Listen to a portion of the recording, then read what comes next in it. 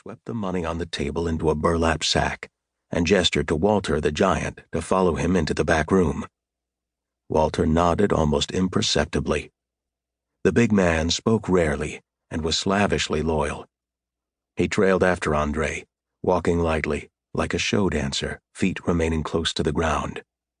His upper body barely moved. He had 2 Colt pistols, Army issue, stuck in his belt. No one ever doubted that he would use them, readily and often.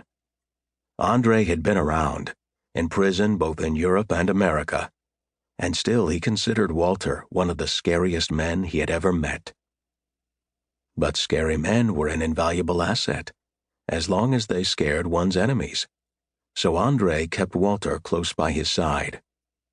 The one-eyed Ukrainian knelt by the safe stuck in the corner of the room and bolted to the floor, a Siemens that an intruder would need a stick of dynamite to blow. He quickly turned the dial, left, right, short left, then right again. The safe sprung open like the door to Ali Baba's cave. Piles of crisp, new greenbacks lay inside, wrapped to the size of bricks. These were quickly swept into the burlap sack as well. Then, instead of returning to the front to signal for Janos and Imre to join them, Andre made for the far corner of the room. He threw back a faded Navajo rug, removed a pocket knife from his vest, placed the blade between 2 of the floorboards, and jiggled it from side to side. A piece of wood popped up, revealing a handle in the floor. Andre pulled the handle, and a 3-foot by 3-foot section of the floor came up, exposing a set of stairs descending below. The smell of mildew and rodent excreta suddenly filled the room. "Come on," he whispered to Walter, gesturing toward the stairs for emphasis. "This leads right to the river. I've got a boat." "What about the alley?" Walter asked. "Can't get out that way. It'll be crawling with coppers. You didn't believe I made some magic path, did you? That was for them."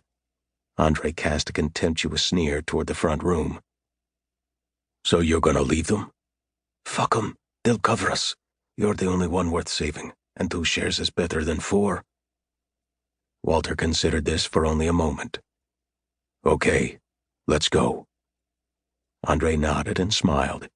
He made the first 2 steps without incident, but, as he started for the 3rd, his feet were suddenly rising instead of falling.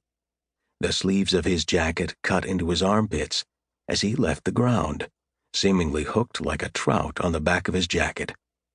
Before he could speak, he had been turned about to face Walter, his legs kicking as if on a gallows, which, as Walter knew, would be his ultimate destination.